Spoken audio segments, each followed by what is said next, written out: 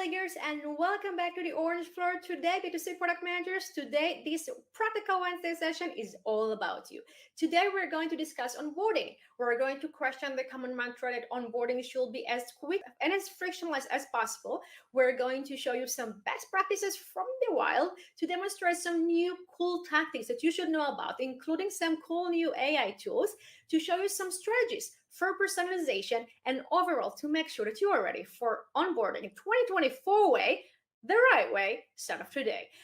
Welcome back. This is the Product League stage where we help you to become the best product managers you can be. I'm Maria Cassis. I'm the founder and general manager of Product League, and I'm so excited to have you here with us today.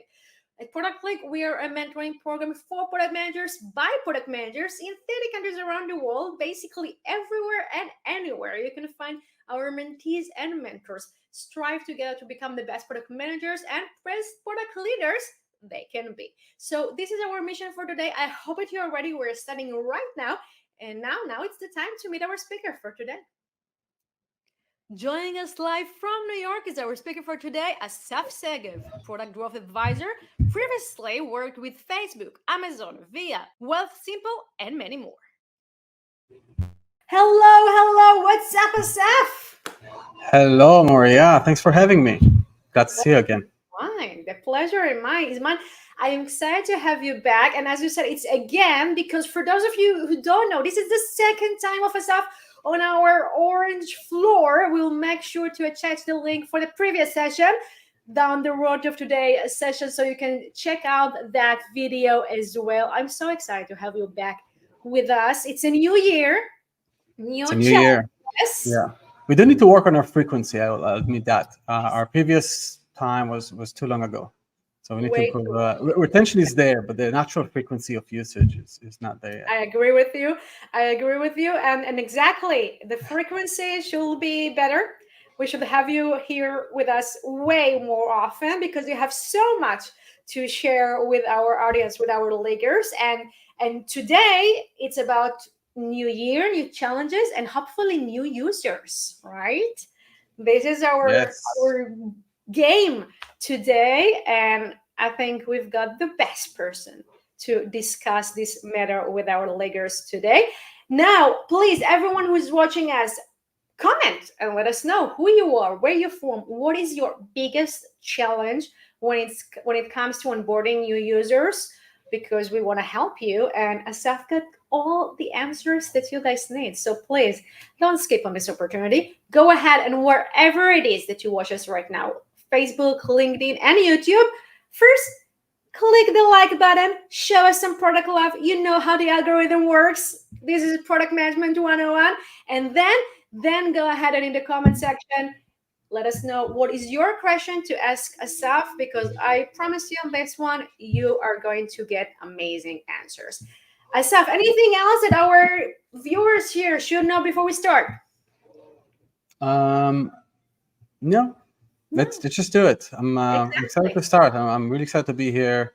I don't know if I have all the answers, but I can try. And if I don't know the answer, I promise all the answers, and you're going to deliver. Oh, okay. I'm kidding. You're going to do an amazing job here. Don't worry, guys. I know that Asaf truly has all the answers. It's just like a very shy person. But this is why we bring the best speakers here for on this stage and for these Practical Wednesday sessions. Thank you so much. Looking forward to seeing all the questions. Going to be back here when we're going to have some Q&A. And until then, go league it up. Asaf, I'm looking forward to learning from you. Bye-bye for now. See you. Cool. Cool. I see that my presentation is showing. So let's get started. So, hey, everyone. Thanks for making the time to join me today. And again, Maria, appreciate you having me again on this magnificent platform. If you haven't signed up for Product League, that this is the right time to do that. I'm astounded by the quality of people who speak here, the mentors, and the overall the program. It would probably be your best decision that you'll make. And now I'd like to share some thoughts on user onboarding in consumer apps with you. So let's get started. So first thing first, For the sake of this talk, I define user onboarding as the experience from the moment a user has landed on your homepage or mobile app through sign up and finally adopt the product, which we call activation. That also includes any channels of engagement during this period, like emails, push notification, SMS. It's not only those screens that people are going through from like the homepage or landing page and then the app. It's also any communication, a form of communication that is happening during that period until we hit success, activation. User onboarding should be as quick, as smooth as possible. I hear it all the time. Super quick, right? I actually don't think so. I actually think that's a little bit short-sighted. Let's begin first by setting down on what is the purpose of onboarding.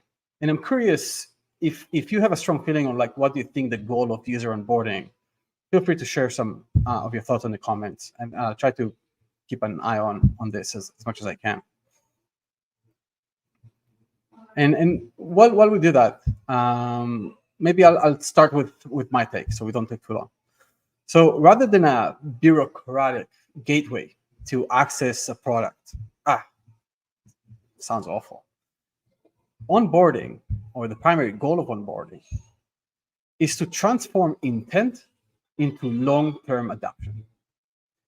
The idea is showcasing core value as early and as prominently as possible, and thus help users build necessary intent to try, engage, and build a habit with your product. If onboarding is short and frictionless, we may forfeit this unique opportunity.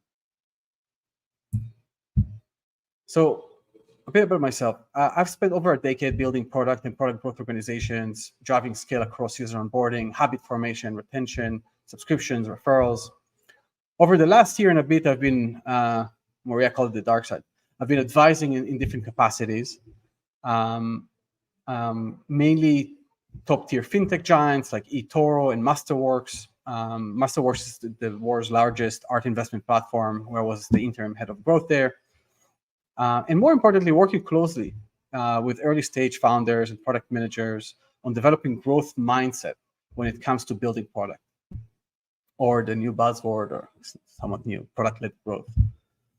Prior, I was at Wealthsimple, Canada's biggest fintech, building a product growth organization from scratch to 35 people that only do product growth, which is kind of amazing.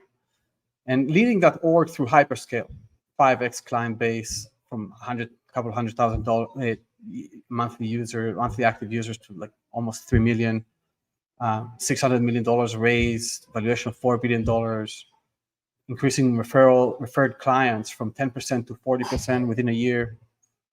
Overall, I ran over 1,000 and was involved in perhaps 5,000. I was trying to calculate. I just making it up. Maybe it's not 5,000. Maybe it's 4,000. I don't know.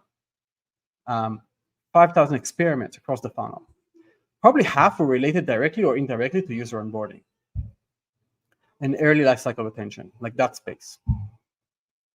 So my approach to product growth is that brilliant ideas, easily tested, from behavioral economics to design theory to a dim sum shop in Chinatown.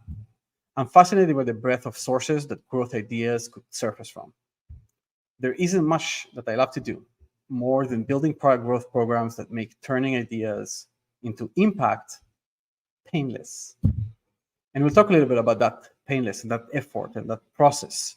It's not only the best practices, it's the effort and what you need to implement in order to see real improvement. I see a comment here from Alicia, and I kind of like it, so I'm gonna read it out loud. How do I make it? Wait, it's cut off a little bit. Alicia from New York here. Hi neighbor. Onboarding done right is when the user trusts the message enough to either purchase or come back. Love that. Thank you. So I'd like to set some expectations quick. User onboarding design is a massive discipline. It's so massive that when I was working on this presentation for the first time, I'm like, what the heck am I even attempting to do? It's kind of impossible to shrink all of this work that sometimes teams spend months and years perfecting their own specific user onboarding into 30 minutes.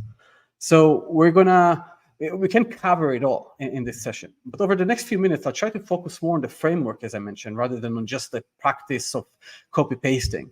The latter, this just like doesn't add much value. It doesn't work. Maybe only like the very basic things, and I'll explain in a second.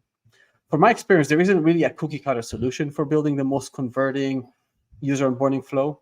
The ideal user onboarding for your product should be tailored for the people you build the product for, with the content, design, and overall experience most compelling to them. So let's keep that in mind. So let's start with like kind of like a framework that we're gonna walk through during this conversation. So first, like the most basic, it's like, let's keep it simple and clean, kind of like straightforward and not overwhelming. Then we layer on top of that, allowing users to experience value as early as possible. And the third aspect, perhaps in like flipped order, to be honest, is reduce any friction that doesn't add value. And now let's fancify this framework into something more compelling. So it's, look at that. Kind of like when in doubt, use the Maslow hierarchy. Definitely a winner when it comes to framework design. And we added like kind of like the growth process, which is like the continuous process of defining success, measuring, experimenting, and thus improving user onboarding effectiveness. Sorry.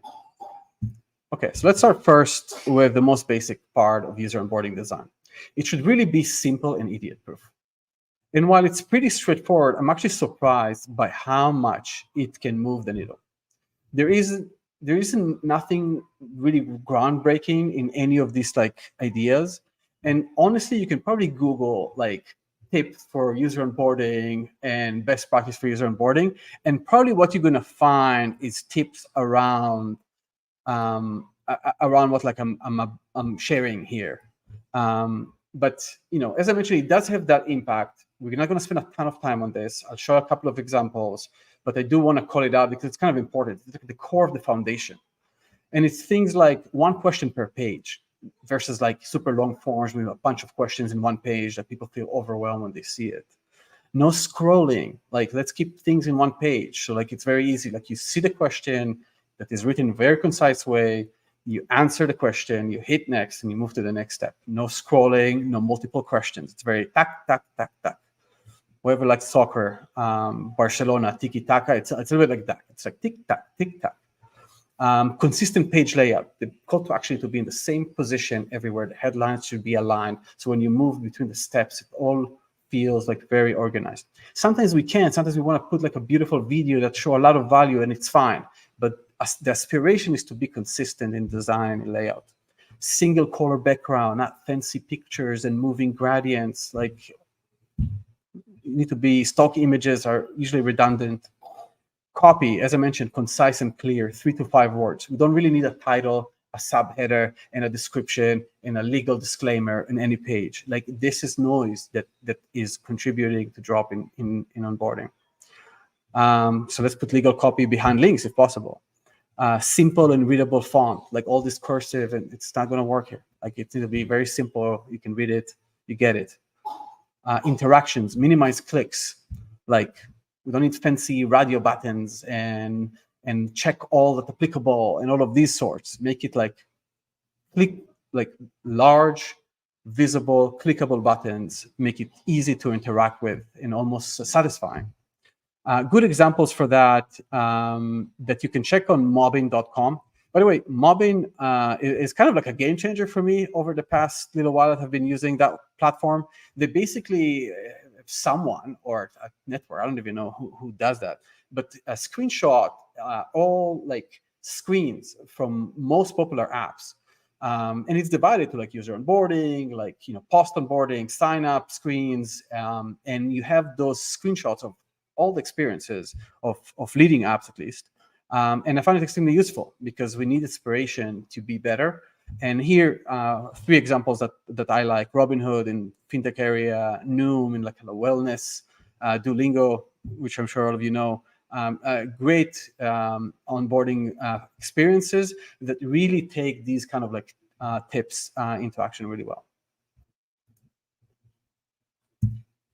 Okay, I'll share a couple of examples. So you can see on the left, kind of like a form. I think this was taken from Webull. It's actually like a significant player in fintech. I don't know if it's up to date. It's from like a year and a bit ago.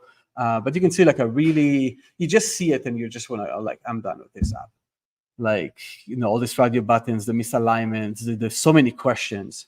On the right side, you can see Robinhood. I'm just showing you an example that I already referred to, single question per screen. Not even one more here is redundant. Everything, the interaction is really easy, autofill if needed, etc.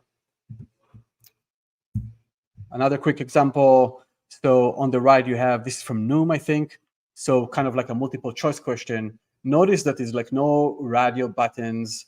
No, there's not actually what I like here. There's not even a continue button. It's almost like just like hit on one of them, and by clicking it, you're already moving to the next screen. So you kind of save the click, which is nice. Okay, so we covered kind of like the basic. And as I mentioned, I didn't cover all of like the tips that exist around the world when it comes to like kind of like what I call the basic, keep it clean and simple. But you can Google them as well. If you want some more advice, you can feel free to reach out. Let's talk about the interesting part, the more interesting part. So not all friction made equal. We have value-adding friction, like quizzes, personalized onboarding experiences, and we have non-value-adding friction, like I call it like bad friction, such as asking for the user's social security number, or can I have access to your photo album? Wait, what? All of these like questions and that don't feel right. Now, because it's kind of hard to quantify, there's a framework that I really like to use in order to differentiate between good and bad friction, and also even quantify friction. Quantify the unquantifiable. I love frameworks that like do this kind of like like mental gymnastics. It's called the Psych framework. It's developed by a guy named Darius Contractor, who oversaw growth at Dropbox, an engineer, a brilliant guy, and was shared and adopted by Andrew Chen, that maybe some of you know. And overall, the idea is like it's kind of a systematic way to detect and improve the way an experience affects user emotional energy. Stay with me. Every element inspires us by giving us more units of psych, or overwhelms us by depleting our existing store of psych. And yes, psych is kind of like an imaginary metric, but it's kind of like how we feel when we see certain things. We arrive on a website of like a cool product that we saw an ad for. We saw an ad on Instagram for like this, like the best water bottle in the world. We click on that ad and we go to the homepage and we see that beautiful water bottle. That gives us like positive 50 points in psych, because we love seeing that bottle so big with like, like that gives us the inspiration. But then when we start, like, when we actually like, move to like buy now, we see that it costs like $100 a bottle, and we're like, oh, yeah. So that's negative psych. Seeing price is negative. Purchase is negative. Adding the credit card number, negative psych. And the idea is overall like it allows us this framework. It doesn't really matter, like, the numbers don't really mean as much as like how we feel, and try to quantify the depth of that feeling. So once we understand what elements are adding or depleting users' energy, we can basically start to manage that energy. And that's the goal of this part. Adding inspiration, improve positive spike, and minimizing overwhelm to help users take your core actions. So when it comes to negative psych or bad friction, the approach is simple. Minimize and push points of friction farther the onboarding flow as much as possible. So notice how I don't know, like until a few years ago, for every app or product that was out there, the very first step was always the standard form of like username, email, password, right? And now, I don't know if you noticed, but in the past to a couple of years, maybe you don't really see that as often. Maybe on SaaS it's still there, like B2B, but in consumer, like you see experiences on onboarding jumping more to like to the value, to like asking questions about you, to showcasing the product, whatever that may be. It kind of changes, but they're more hesitant with like that username, password, email question. Sometimes they do it like in fragments and later on down the funnel. And this is exactly a good example of that. And what I hope to get from this section with the examples I'm going to show in a second is like, be a bulldozer of like bad friction. Try to minimize it and push it as much as possible down the onboarding. So there's some intent built before people experience that friction. What do you think of that illustration? So I hope it makes sense. I kind of drew it last night. It's basically on the left, there's like, a big obstacle very early on. It's better to just push that towards the end. It's even better if we like minimize it and make it even less painful. But let's see what it actually means, because now we're just, speaking the air. So one example is SSO, single sign-on. Using, like the bed is kind of like on the form on the left, where we asking for the first step, like what's your first name, last name, email, birth date, phone number, password, confirm password. Oh man, do you really need my birth date? I don't like to share that. I'm at that point in my life that I don't love writing my birth date anymore. Do you really need my phone number and email? Can you like just have one? So better version of that is like, you have like sign up with Google. You kind of kill half of the friction because there's some information that passed with that to the platform.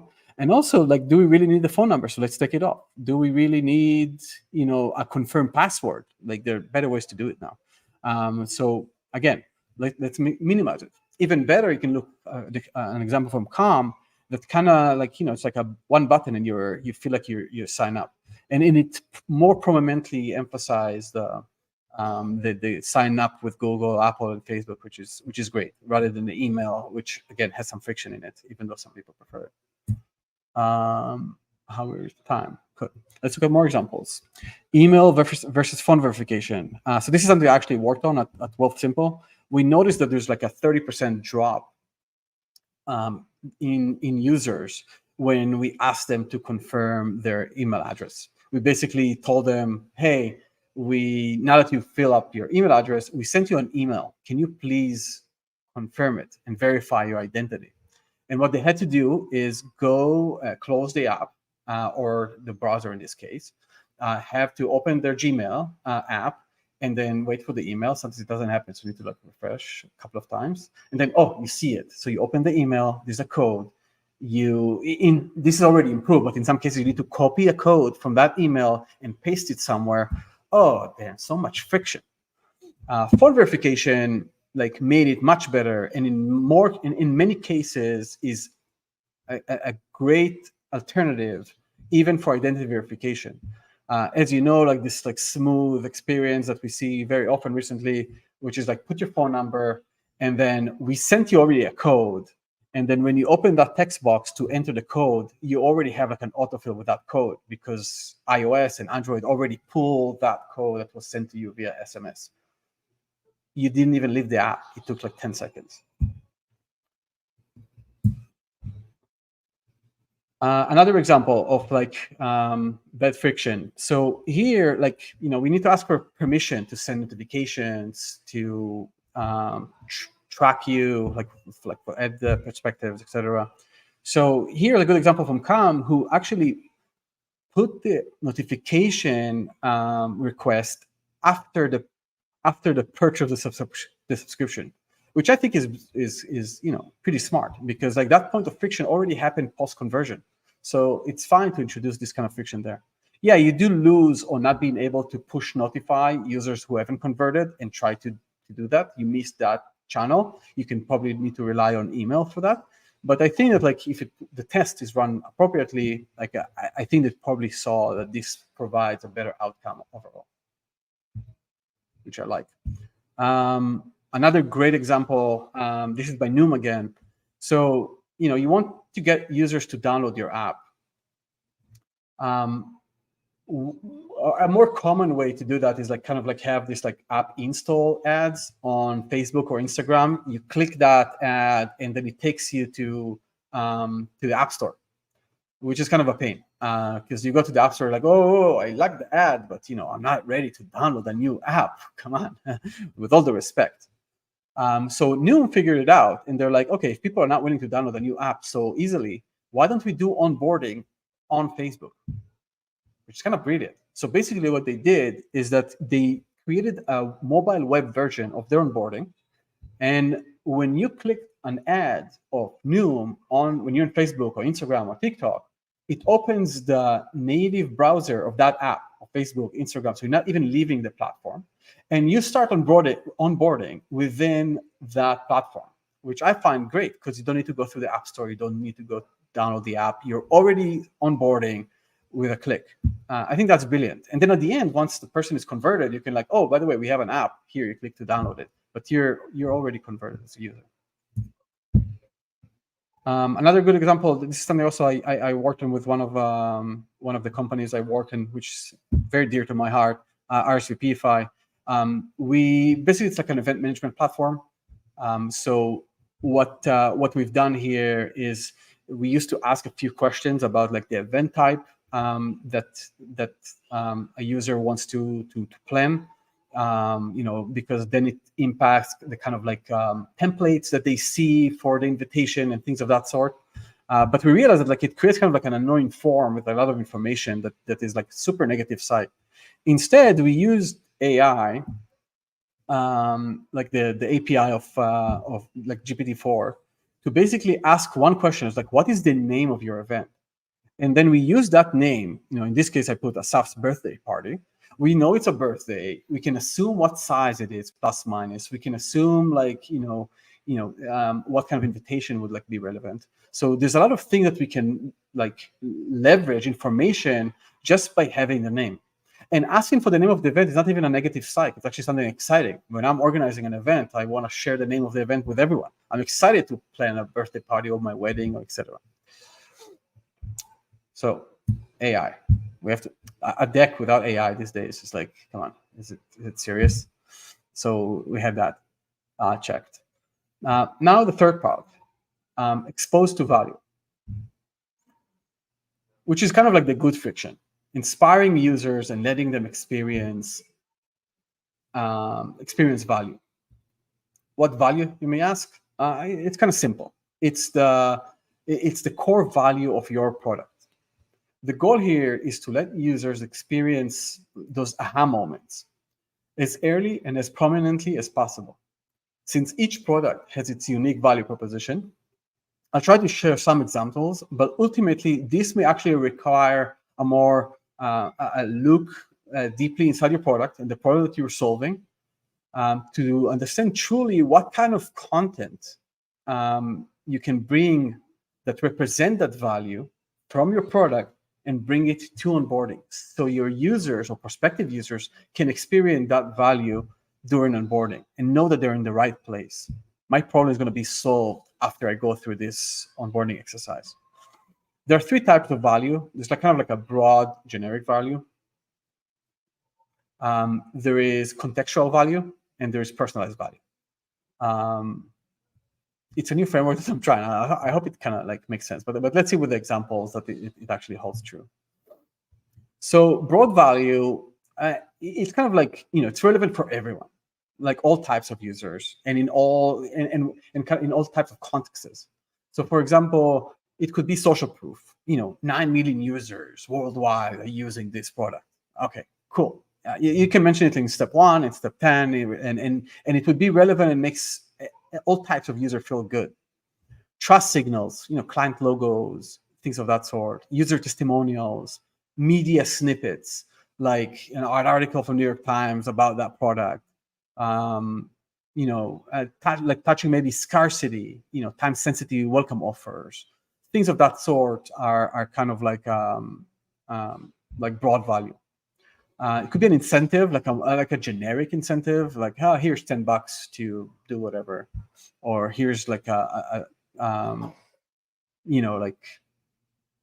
guess like just keep it simple. It could be like a welcome email or welcome email series or something of that sort, that is kind of like everyone is getting that, hi, welcome to our product. So this is like broad value. Contextual value could be like an incentive as well, but this one's like tied to the core value. Like, get a free stock when you sign up to this product versus just like $10. It could be like a triggered comeback email. For example, in the fintech space, when you ask users for the social security number, you see a major portion of your users are dropping off because they're not willing to share that information. Some of them think that it's like where the company is like not storing that correctly. Some just feel like it's like not required, and why do they ask that? And it just feels fishy, so they drop. Sending an email that with the triggered email automatically, knowing that this is the step that they were dropped in, and the email saying, hey, by the way, we're we encrypt all social security number data. We store it safely. We have to ask it for you because of regulation. We kind of basically like using an email to explain that piece, because we know that the context on which you dropped off as a user is on that step. So that's contextual value.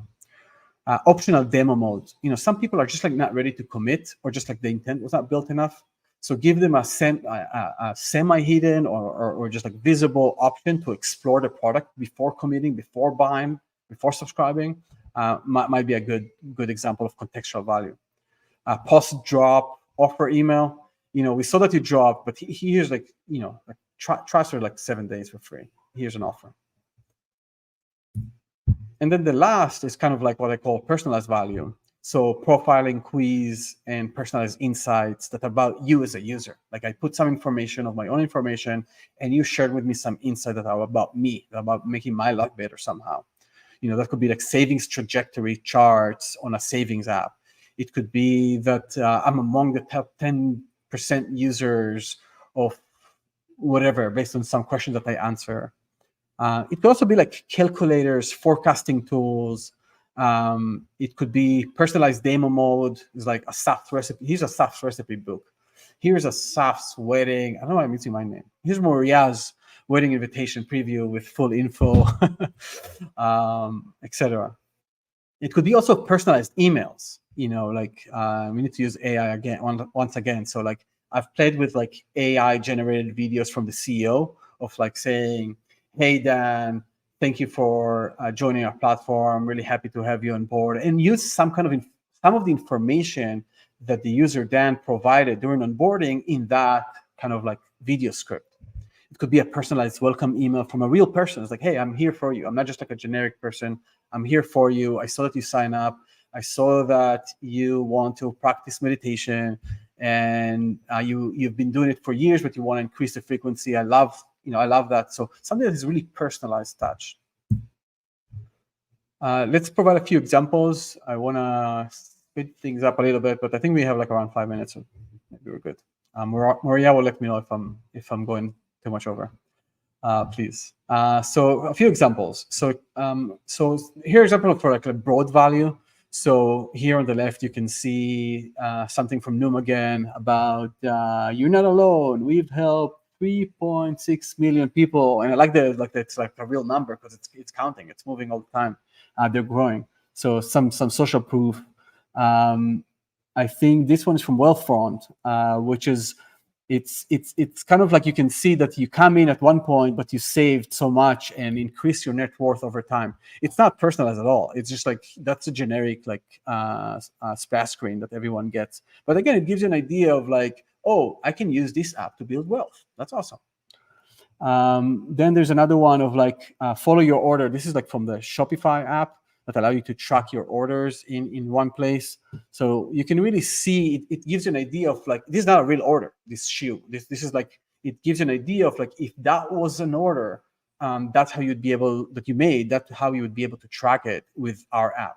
So it's like showing value that is relevant for everyone and allowing to experiencing it before you sign up, before you go to the process.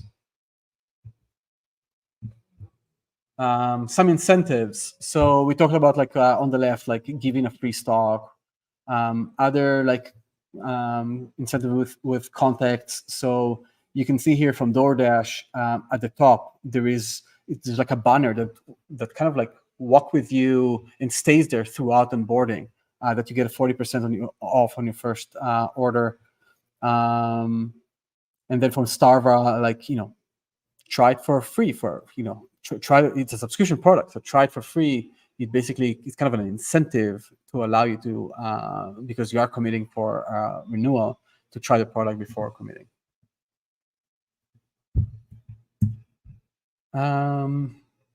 Let's see a bit more. So a bit of quiz and personalization, which I think is it's not relevant for all products, but when it's relevant, it's like super impactful. So Noom is asking you a few questions about your habits.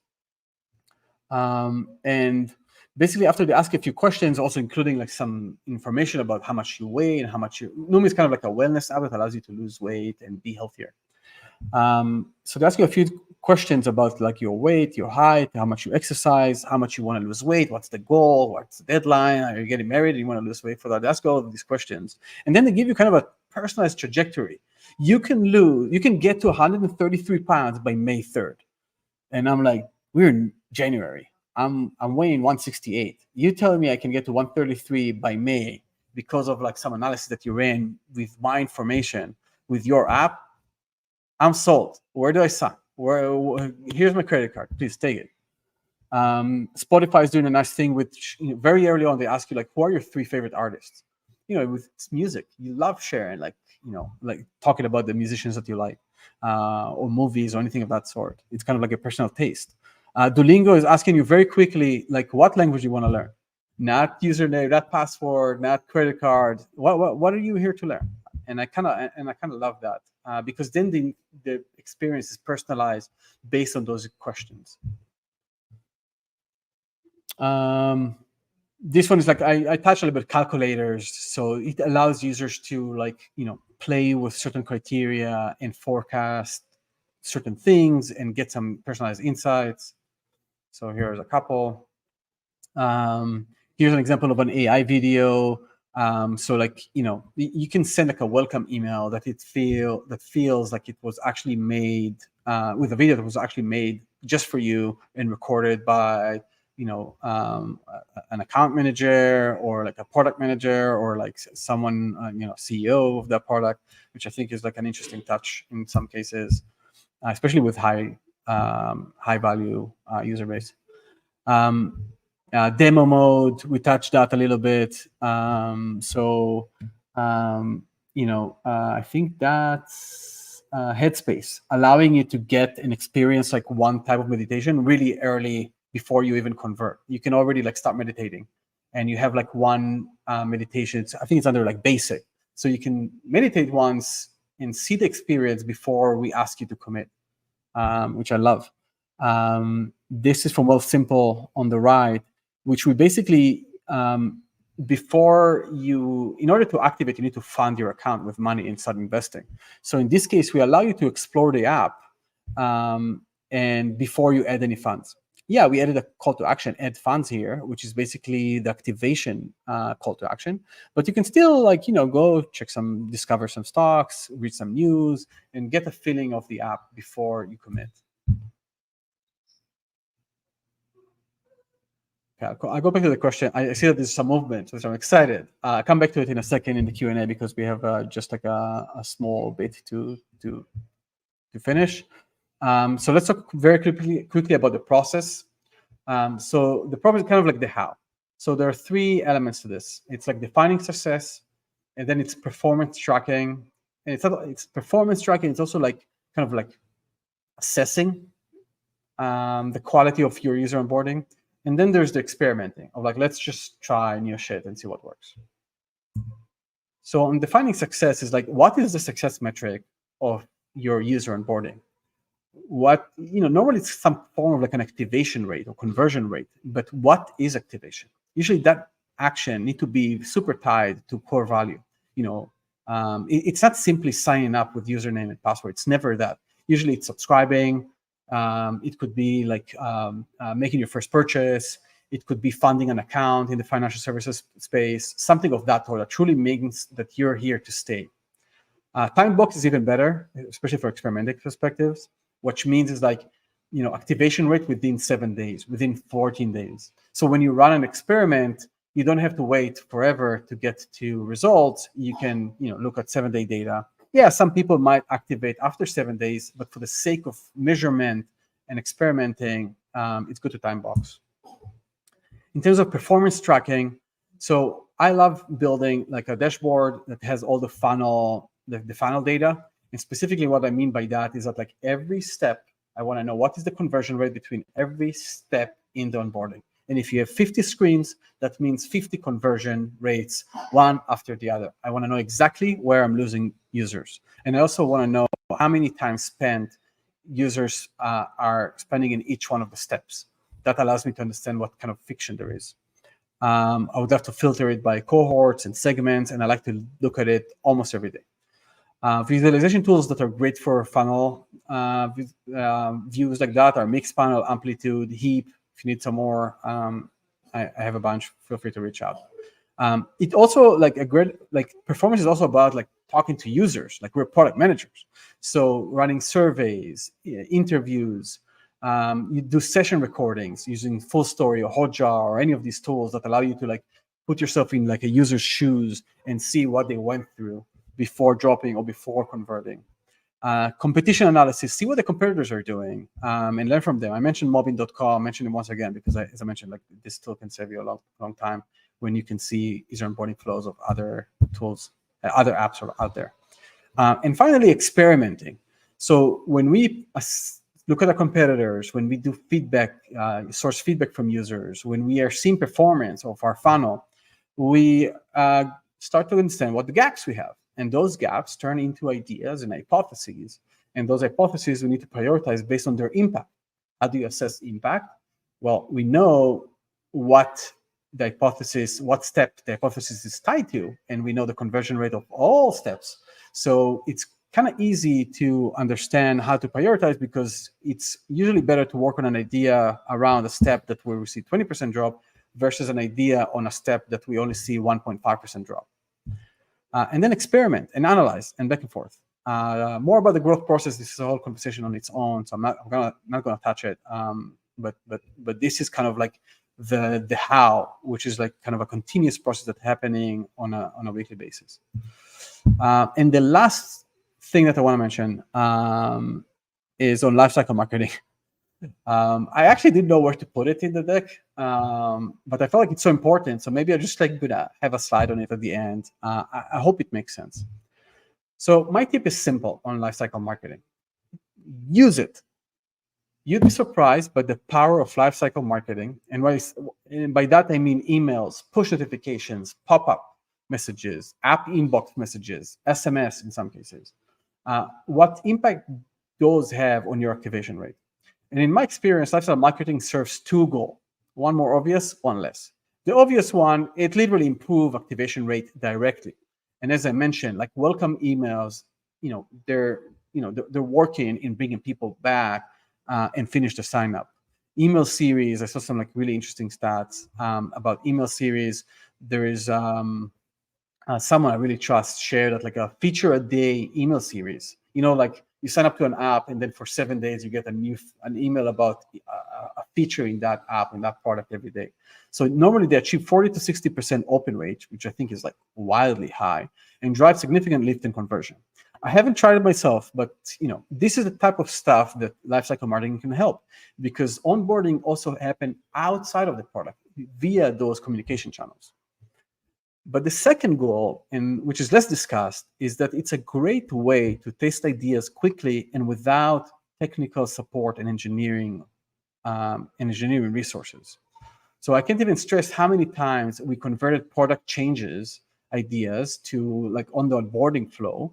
For example, let's try introduce a new incentive, or let's test adding a quiz at the beginning, or let's add another middle step before we ask for social security number to like let them know that we're like super secure and safe. All of these ideas would probably mean like getting into the product roadmap in the backlog, getting into like the next sprint, QA, app release schedule, and 3 weeks, 4 weeks.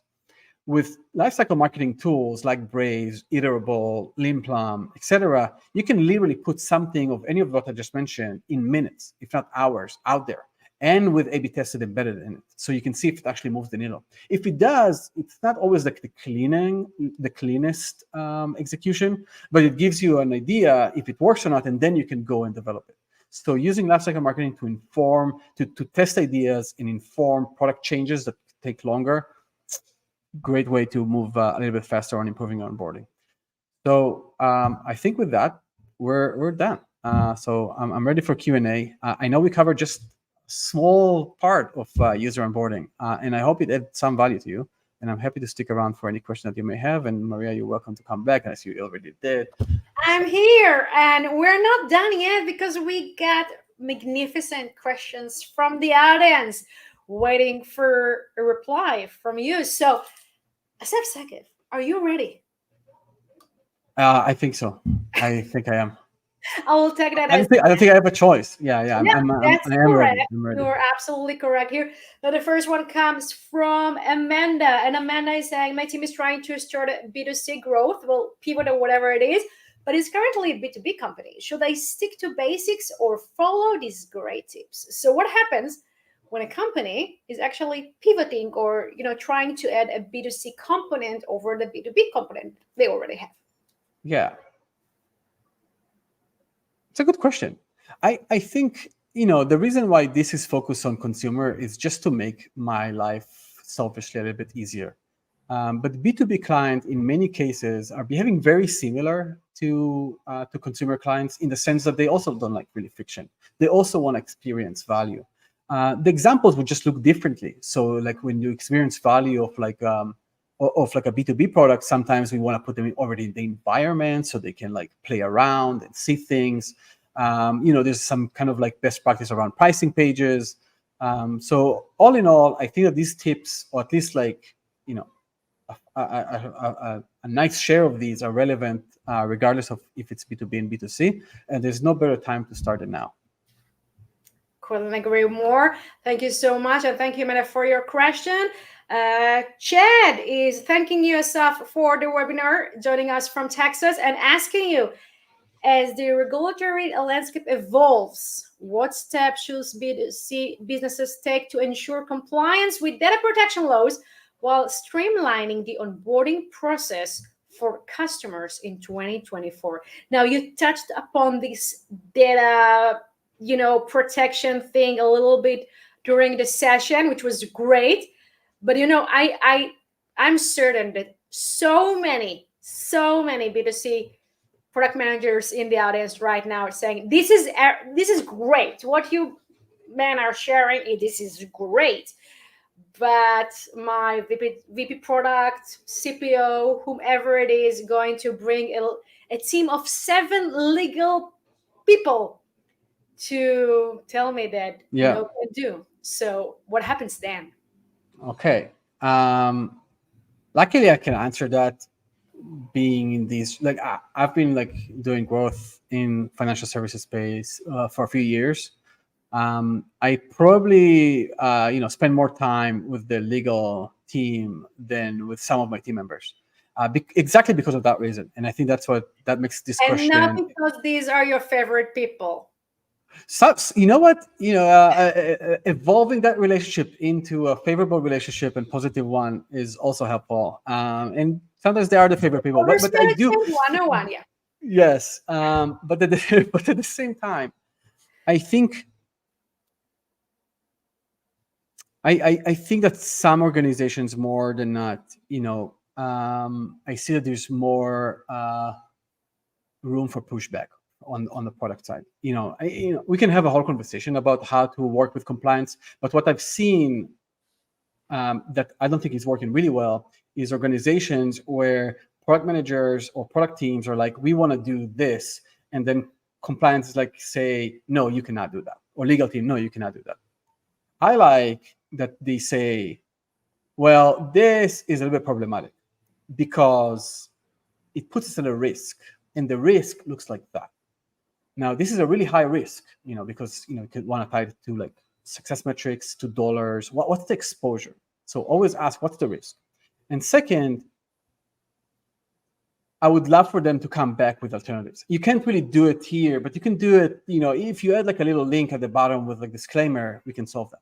So the only thing that I have to say without that is like, I'm not suggesting to ignore legal team, be their friend.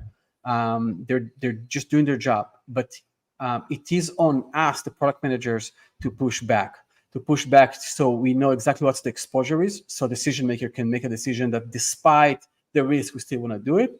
And second, give me alternatives, or if not, let's like brainstorm together. I'll give you alternatives, and let's rank them by risk. But hearing no is just like not a possibility. May I challenge you a little bit? Yeah, go ahead. Good. So you already mentioned two great commandments, if I will, of how to deal with legal or compliance professionals on our team. Okay, so don't simply take no for an answer. Discuss what will be the implications. Try to find alternatives. What else? Because this is a big deal for so many of us out there. When either it's like a fintech or insurtech or so many other domains out there where the legal or compliance aspect of what we do is such a big part of the deal, there is a clash. But we don't want a clash. We want to build a team together.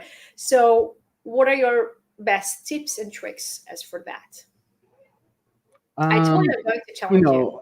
Yeah, it is challenging. Because I felt like I said it all, but now I need to like rethink. To be honest, I think that this gets to like a little bit to the areas of like influence without authority, and a little bit about like persuasion and things like that. And I don't want to go that far. But what I would say is that ultimately. Ultimately, like these are your colleagues, and you need to work with them. So if you hear no, I know that you can't really say, okay, so tell me what I can do, which is what you wanted to do, but you can't really say that. So you're like, okay, I have a few other ideas, alternatives. You want to spend some time together. Let's take like 30 minutes. I'm gonna share with you some other ideas. Like we really think so. First, like maybe one thing that they mentioned is like we really think that that's gonna have an impact on our users. Overall as a company, our objective is to add to build core value for our users. We think that feature or that change would improve value because we're gonna have more eyeballs on this page. Improving onboarding means that we have like more users. It impacts our bottom line. It's really important. That's the impact. Here's other ideas. Let's spend some time together. Can we brainstorm a solution? So something of that sort. And hopefully what they would learn from it is that, next time to already propose alternatives and not ask you, or not expect you, the department manager, to come up with that. And during that conversation, I would probably ask, when I hear like this idea is good, this is okay. I'm like, what okay means? Like I'll probably do it nicely, but let's try to quantify the risk. What's the exposure? I think it's really important because ultimately we want to be able to escalate it to a point that there's like, we want to do A has that risk in terms of dollar amounts on our business. But at the same time, we hope that it's going to generate a lift of Y% to our revenue, number of subscribers, etc. Let's facilitate that decision to our leadership. I love what you mentioned. I'm going to build up on this one. Always quantify the risk. Nobody cares about theoretical risk, either in terms of money or losing customers or whatever it is. When you put dollar sign to it, this is where the discussion actually starts. Yeah. I love that. Thank you so much. We have Alicia here thanking you, Alicia, for joining us. And as for the question she's asking, with increasing concerns about data privacy and security, how can B2C companies in 2024 effectively communicate their onboarding process to build trust with customers? So it's about trust. What are the elements that we can implement in onboarding processes in order to increase the trust between us and the users to be? Yeah. I think I agree. I think it's a great question. So it's a major concern among our users. And I think that, I naively, I kind of mentioned it during the presentation, but I naively encountered that issue when I saw such a significant drop when I, was at Wealthsimple, when we asked people for the social security number, because, Americans know that this number is really sensitive, and it's something that you really think 10 times before you share it. And we saw major amounts of users been dropping from user onboarding. And that made us realize that we have to do a better job during onboarding to emphasize first, why do we need it? How are we going to store it? And how we keep your privacy and your personal information protected. And I think so. I learned it myself. I think that there are ways. This is what I would call kind of value-added fiction.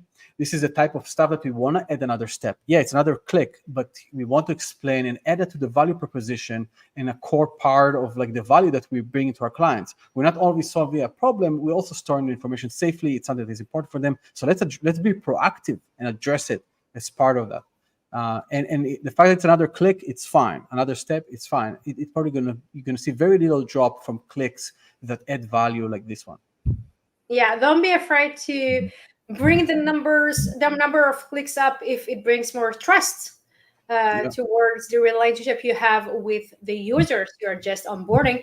And we actually, I think, need to bring Alicia's words, because your first question here in the session was, what is onboarding to you guys? And she said onboarding done right is when the user trusts the message enough to either purchase or come back, in my honest opinion, which I agree with you, by the way, Yeah. Alicia. So yeah, so I love how everything is ties together around trust. I love this one. Thank you so much. We are moving on to another question. This one comes from a LinkedIn user, and they are asking, if you're an established B2C product with product market fit, isn't there a huge risk in adding personalization or incentivization?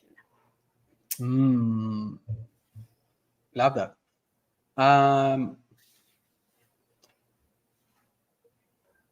Sometimes.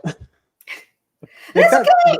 We are not hiding the truth here. It's about the honest truth, and sometimes it's hard. Sometimes. Yeah. I've seen, the quizzes that I shared. I have a warm part in my heart for personalization quizzes, but they do add a lot of friction. It's instead of just letting me use that damn app, you're asking me about who I am, what I do, how often I do X, and I've definitely seen some of these experiments causing a drop. They're just not holding the value in those questions, and the personalization that comes with that is not holding the effort, and people are just don't have that patience. And in incentivization, 100%, some product incentivization could cheapen the product. There's a reason why there's never discounts on iPhones, right? So with that, I would probably go back to a little bit the process and say, yes, you're 100%, this is the valid concern, and I would run a test, an experiment, and see how that works for a small set of users. And if it's very sensitive, like Apple trying testing discounts, so maybe do it with in the form of an interview or feedback emails or something that is a little bit more, if you're worried about leakage of some of this information out there, have some kind of lingering effect, but test, see by yourself. Couldn't agree more.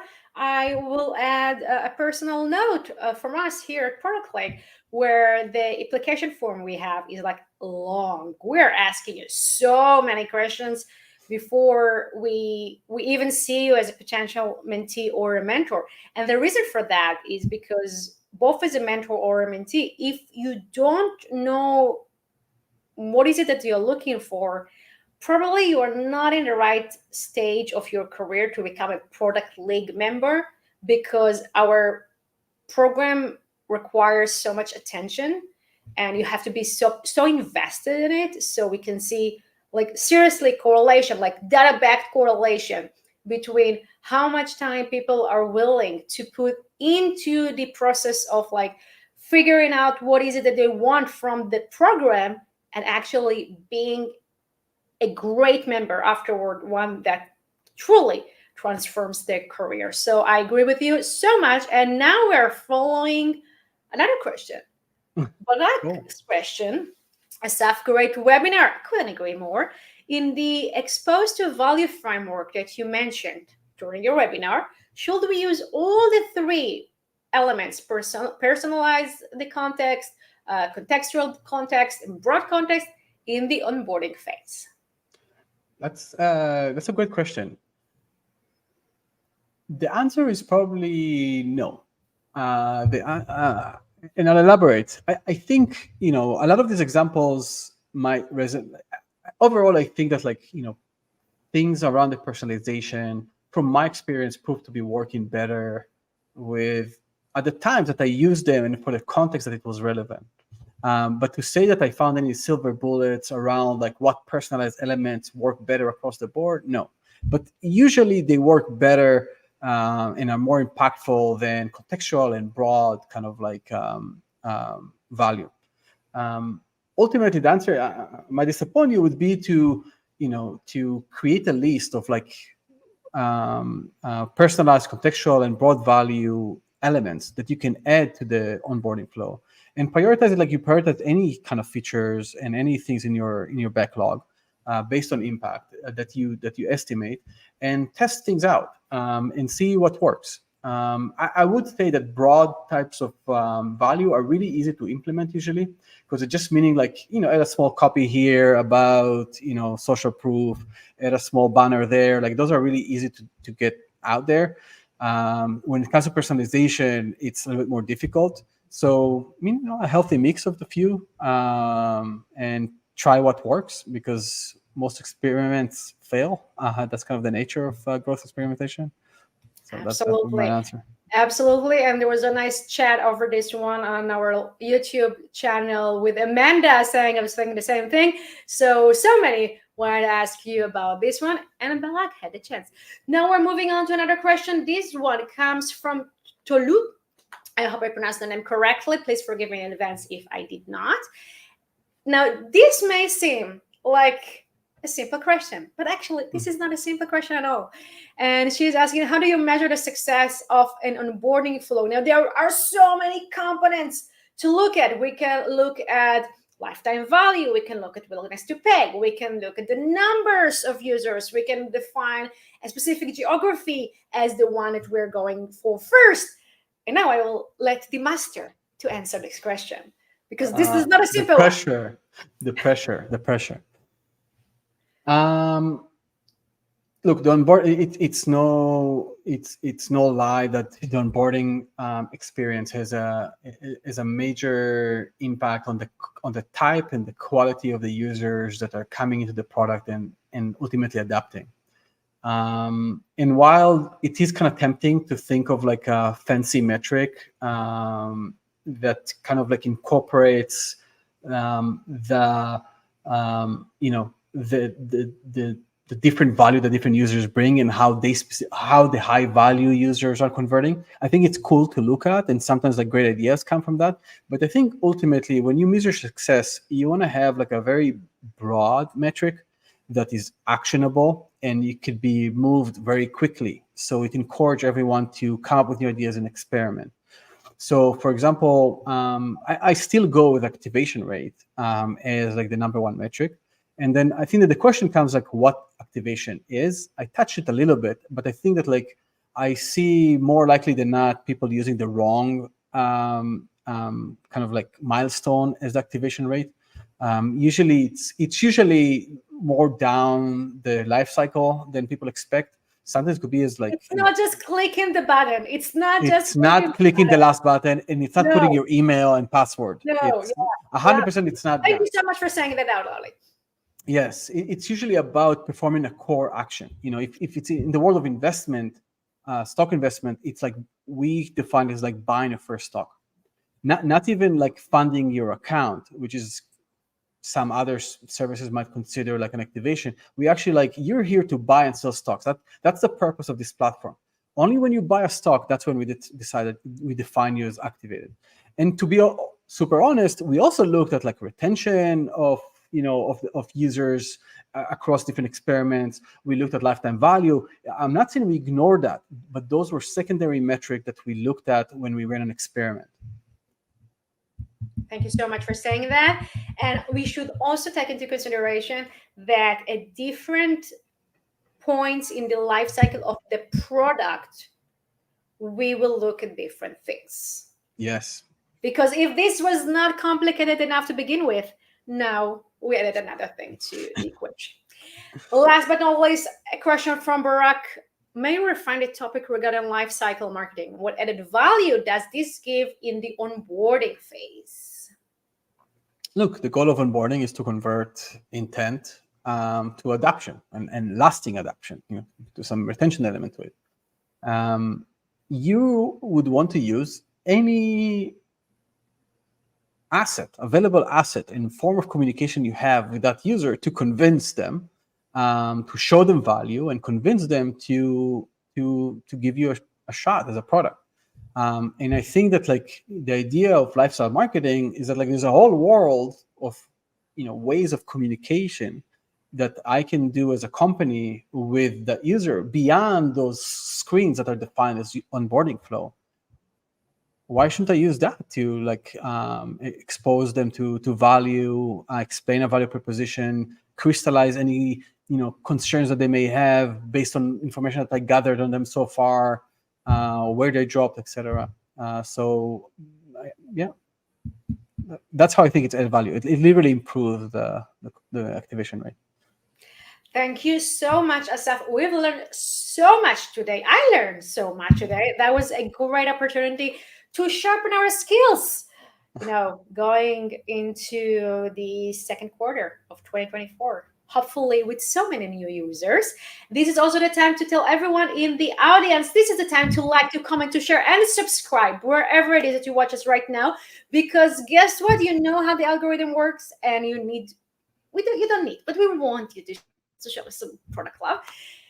Asaf, I had the best time having you on our floor. How was the experience for you? Me as well. I had the blast. Thank you for having me, Maria. I'm so happy I came back. We need to improve the natural frequency of these experiences. We need to work on retention a little bit better. This is our goal. This is our goal for 2024. Yeah, this is our goal. Exactly. But I had a blast. Thank you. And thank you for great questions. Yeah, and I love the questions from the audience. Thank you, everyone in the audience, for grilling Asaf. Asaf, you answered the questions perfectly. And I love the honest discussion. It's about having honest discussions about onboarding, because if you're looking for the simple questions, you can go over any, blog out there and then just find like whatever recommendations there are out there. But this is not the real world of onboarding B2C customers, right? The real thing is super hard. There is never one answer fits all scenarios. It's so complicated, but when you got the ground set the right way, when you're thinking about the process the right way, and now we all do that with your help, Asaf.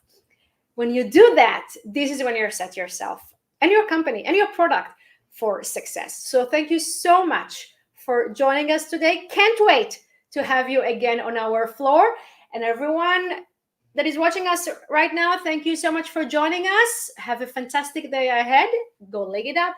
Bye-bye, Asaf. Bye-bye, leggers. Bye. Bye, guys.